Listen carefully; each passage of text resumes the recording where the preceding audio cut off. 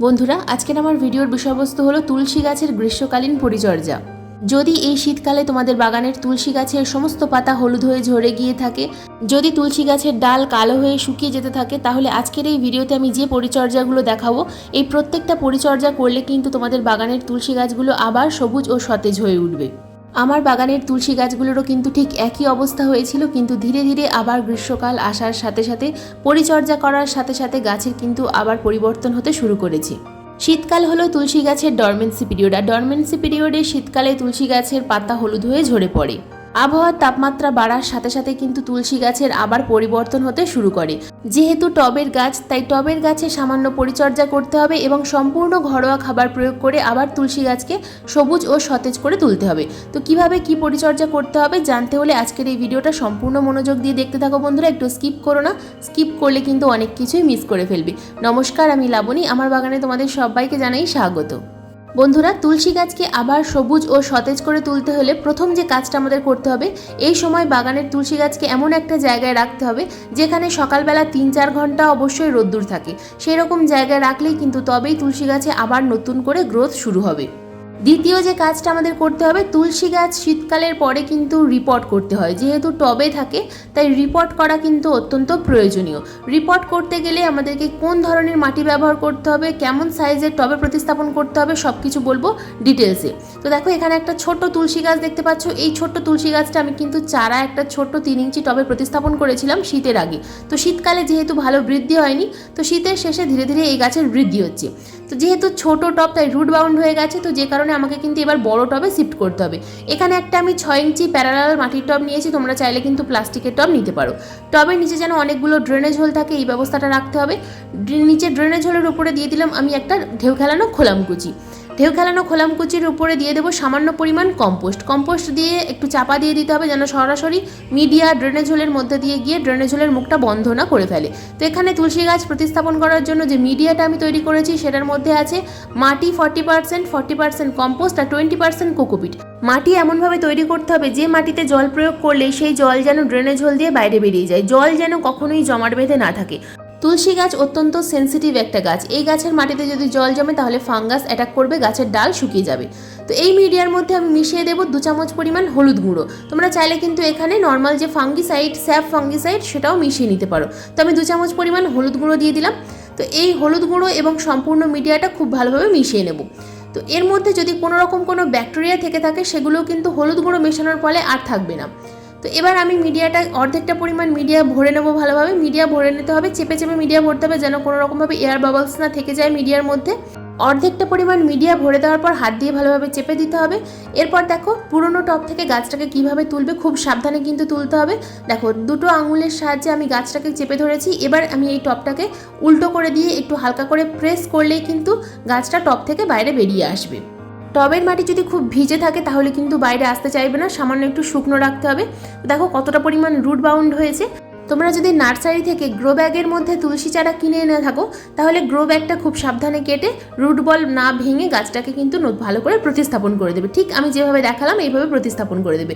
Middle বরাবর আমি গাছটাকে প্রতিস্থাপন করলাম এবং সাইড থেকে মিডিয়া ভরে দেবো যেন কোনো রকমভাবে গ্যাপ না থেকে যায়। গাছ প্রতিস্থাপন করার সময় সব সময় টবের কিনারা বরাবর প্রতিস্থাপন করবে না, কিছুটা খালি রেখে তবেই কিন্তু প্রতিস্থাপন করবে।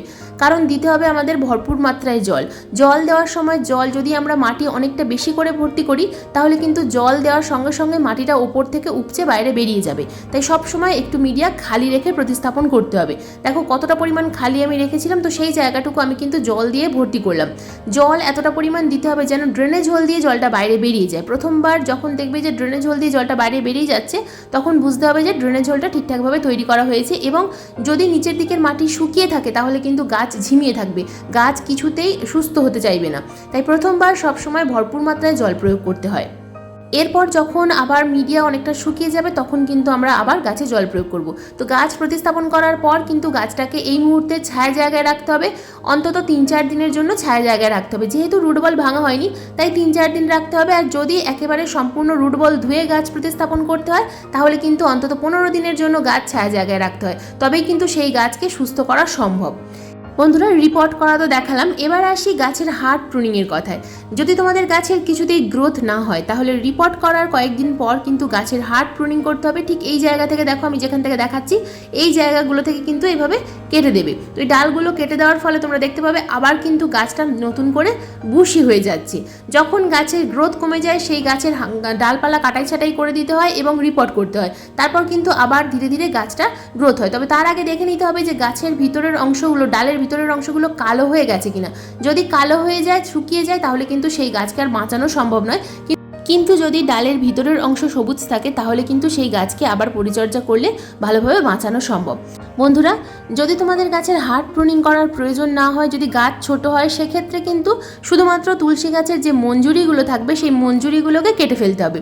মঞ্জুরি রাখলে গাছে কিন্তু বীজ তৈরি হবে, আর গাছে বীজ তৈরি হলে সেই গাছের কিন্তু কখনোই ভালো গ্রোথ হবে না। তাই সব সময় হাত দিয়ে মঞ্জুরিগুলোকে পিঞ্চিং করে দেওয়ার চেষ্টা করবে। তো দেখো, আমি কিন্তু মঞ্জুরিগুলোকে কেটে ফেলেছি। এরপর যে কাজটা আমাদের করতে হবে, গাছের পাতায় কিন্তু প্রতিদিন সকালবেলা ঠান্ডা জলে স্প্রে করবে। যদি প্রতিদিন সকালবেলা একবার করে ঠান্ডা জলে স্প্রে করো, যে গাছের খুব ভালো গ্রোথ হচ্ছে না সেই গাছেরও কিন্তু খুব ভালো গ্রোথ হবে। এটা কিন্তু যে কোনো গাছের জন্যই প্রযোজ্য। যে কোনো গাছে যদি ঠান্ডা জলে স্প্রে করা যায় সেই গাছের কিন্তু খুব ভালো গ্রোথ হয়। তবে যদি কোনো গাছের প্রচুর পরিমাণে ফাঙ্গাস প্রবলেম থাকে সেই গাছে জলে স্প্রে করা যাবে না। এরপর যে কাজটা আমাদের করতে হবে, তুলসী গাছের মাটি সব সময় হালকা ময়েশ্চার রাখতে হবে। অতিরিক্ত যেন কখনো শুকিয়ে না যায়। অতিরিক্ত শুকিয়ে গেলে কিন্তু সেই গাছের পাতা কুঁকড়ে যাওয়ার সম্ভাবনা থাকবে, সেই গাছের গ্রোথ অনেকটাই কম হবে। তাই সব সময় মাটিটাকে হালকা ময়েশ্চার রাখার চেষ্টা করবে। কিন্তু যেহেতু আমি আমার গাছে খাবার প্রয়োগ করব, সেই কারণে আমি কিন্তু এই মুহূর্তে টবের মিডিয়াটা শুকনো রেখেছি। আমি দুদিন গাছে জল প্রয়োগ করিনি, টবের মিডিয়াটা একেবারে শুকিয়ে গেছে। তো এই গাছের যে কাজটা আমাদের করতে হবে, প্রথমে আগাছা পরিষ্কার করতে হবে। আগাছা থাকলে হবে না। আগাছা পরিষ্কার করার পর টবের মিডিয়াটা খুব ভালোভাবে নিড়ানির সাহায্যে বা যে কোনো কিছুর সাহায্যে হালকা করে খুশে দিতে হবে। দেখো, আমি কিন্তু ভালোভাবে মিডিয়াটাকে খুশে দিলাম। টবের মিডিয়া যেন কখনোই শক্ত হয়ে জমাট বেঁধে না থাকে। টবের মিডিয়া শক্ত হয়ে জমাট বেঁধে থাকলে গাছের কিন্তু কখনোই ভালো বৃদ্ধি হয় না। তো এরকম ঝুরঝুরে মিডিয়া যদি তৈরি করতে পারো, আমি যেভাবে দেখালাম, তাহলে কিন্তু সব গাছেরই ভালো বৃদ্ধি হবে। তো ভালোভাবে মাটিটা খুশে নেওয়ার পর এই গাছে কিন্তু আমি এখন খাবার প্রয়োগ করব। তো আজকের আমি টোটাল 3 ধরনের খাবার প্রয়োগ করে দেখাবো। প্রত্যেকটাই কিন্তু সম্পূর্ণ অর্গ্যানিক খাবার, কারণ তুলসী গাছে আমি রাসায়নিক খাবার খুব একটা প্রয়োগ করি না। অর্গ্যানিক খাবার প্রয়োগ করি, তুলসী গাছের খুব ভালো বৃদ্ধি হয়। তো যেহেতু তুলসী গাছের মাটি অল টাইম ভিজে থাকে, তাই প্রথম যে সমস্যাটা হয়, তুলসী গাছের প্রচুর পরিমাণে পিঁপড়ের আক্রমণ হয় বা মিলিবাগের আক্রমণ হয়। তো প্রথম যে খাবারটা আমাদের প্রয়োগ করতে হবে সেটা হলো হলুদ গুঁড়ো। হলুদ গুঁড়ো খুব ভালো কাজ করে পিঁপড়ের জন্য। হলুদ গুঁড়ো অথবা তোমরা কিন্তু এখানে কাঠের ছাই ব্যবহার করতে পারো। কাঠের ছাইও কিন্তু টবের মিডিয়াতে প্রয়োগ করলে পোকামাকড় বা পিঁপড়ে কিছুই থাকে না। তবে কাঠের ছাই যেহেতু সবার কাছে থাকে না, তাই আমি বলবো হলুদ গুঁড়ো তোমরা 1/2 চামচ পরিমাণ একটা 8 ইঞ্চি টবে প্রয়োগ করবে। যদি টবের সাইজ বড় হয় সেক্ষেত্রে 1 চামচ পরিমাণ হলুদ গুঁড়ো প্রয়োগ করবে। হলুদ গুঁড়ো এমন একটা উপাদান যেটা টবের মিডিয়াতে থাকলে পিঁপড়ের আক্রমণ অনেকটা কম হয়। পিঁপড়ে যেহেতু ঠান্ডা মাটি ভীষণ পছন্দ করে, তাই যে সমস্ত গাছের মাটি সবসময় ভিজে থাকে সেই সমস্ত গাছে কিন্তু পিঁপড়ের আক্রমণ খুব বেশি হয়। বন্ধুরা, এবার এই হলুদ গুঁড়োর সঙ্গে আরও একটা উপাদান আমি দেবো, যে উপাদানটা প্রয়োগ করলে তুলসী গাছের কিন্তু গ্রোথ দ্বিগুণ হয়ে যাবে। তো প্রথম যে হলুদ গুঁড়ো দিলাম তার সাথে এবার আমি দিয়ে দেবো সরিষার গুঁড়ো। এই যে সরিষা দেখতে পাচ্ছ বন্ধুরা, এটা কিন্তু সবার রান্নাঘরেই থাকে। সরিষার দানা ভালোভাবে গুঁড়ো করে নিয়ে রোদ্দুরে ভালোভাবে শুকনো করে গাছের মাটিতে যদি প্রয়োগ করতে পারো, সরিষার খোলের মতোই কিন্তু কাজ হয়। তবে পরিমাণে কিন্তু কম প্রয়োগ করতে হবে। যেহেতু সরিষার মধ্যে তেল থাকে, তাই রোদ্দুরে রেখে দিতে হবে 2-3 দিন, তবেই কিন্তু আমরা এটা গাছে ব্যবহার করতে পারবো। সরাসরি সরিষার গুঁড়ো কিন্তু আমরা যে কোনো গাছে প্রয়োগ করতে পারি না। পুরনো সরিষার গুঁড়ো হলে খুব ভালো হয়। যদি এই সরিষার দানা তোমরা গুঁড়ো করে না গাছে প্রয়োগ করতে পারো, তাহলে কিন্তু তোমরা এখানে 1 চামচ পরিমাণ সরিষার খোলের গুঁড়োও প্রয়োগ করতে পারবে। তবে এটা যেহেতু সবার হাতের কাছেই থাকে, তাই এটা তোমরা কিন্তু নির্দ্বিধায় ব্যবহার করতে পারো। একই রকম কিন্তু কাজ হবে। তো আমি একটা 8 ইঞ্চি টবে 1 চামচ পরিমাণ সরিষার দানা গুঁড়ো করে গাছে প্রয়োগ করলাম। তবে অবশ্যই 2-3 দিন রোদ্দুরে ছিল, তবেই কিন্তু এটা আমি গাছে প্রয়োগ করতে পেরেছি।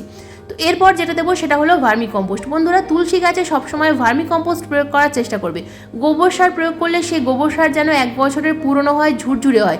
যদি টাটকা গোবর সার তোমরা যদি গাছের মাটিতে প্রয়োগ করো, তাহলে কিন্তু গাছের ক্ষতি হবে, গাছের রুট পচে যাবে। তাই সবসময় যে কোনো জিনিস পুরনো ব্যবহার করতে হয়। তাই সব থেকে ভালো হবে ভার্মি কম্পোস্ট। আর যদি গোবর সার একান্তই প্রয়োগ করতে চাও, সেক্ষেত্রে পুরনো গোবর সার প্রয়োগ করবে, 1 বছরের পুরনো।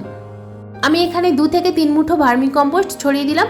তো খুব ভালোভাবে এই 3টে খাবার আমাদেরকে কিন্তু টবের মিডিয়াতে প্রয়োগ করতে হবে এই মার্চ মাসের মাঝামাঝি সময়। তুলসী গাছের গ্রোথের সময় গাছে কিন্তু অবশ্যই আমাদের খাবার প্রয়োগ করতে হবে। এই গাছ যদি জমিতে থাকতো তাহলে কিন্তু এত কিছু খাবার দেওয়ার আমাদের প্রয়োজন হতো না, কিন্তু যেহেতু টবে আছে সে কারণে আমাদের কিন্তু খাবার প্রয়োগ করতে হবে। খাবার প্রয়োগ করার পর দিয়ে দেবো ভরপুর মাত্রায় জল। যেহেতু টবের মাটি শুকনো ছিল তাই ভরপুর মাত্রায় জল কিন্তু আমাদের প্রয়োগ করতে হবে। খাবার তো প্রয়োগ করা হয়ে গেল, কিন্তু এবার আসি তুলসী গাছের রোগ পোকার কথায়। তুলসী গাছে প্রচুর পরিমাণে কিন্তু পোকামাকড়ের আক্রমণ হয়, জাপ পোকা হয়, মিলিবাগ হয়। কোনো রকম রাসায়নিক কীটনাশক ছাড়াই কিন্তু আমরা এগুলোকে দূরে রাখতে পারি আমাদের তুলসী গাছ থেকে। তো রাসায়নিক কীটনাশক যদি খুব বেশি পোকামাকড়ের আক্রমণ হয়ে যায় তাহলে রাসায়নিক দিতে হবে, কিন্তু প্রথম থেকে আমরা যদি নিম তেল গাছে প্রয়োগ করি, নিম তেলের সঙ্গে আরও একটা উপাদান মিশিয়ে প্রয়োগ করতে হবে। তো এখানে আমি 1 লিটার জল নিয়েছি, 1 লিটার জলের মধ্যে 5 ml নিম তেল মিশিয়ে নিলাম। যদি নিম তেল ওয়াটার সলিউবল না হয় সেক্ষেত্রে কিন্তু এখানে 1 চামচ পরিমাণ শ্যাম্পু নিতে হবে। এর সাথে আমি নিয়ে নেব হাফ চামচেরও হাফ চামচ পরিমাণ, অর্থাৎ 4 ভাগের 1 ভাগ বেকিং সোডা।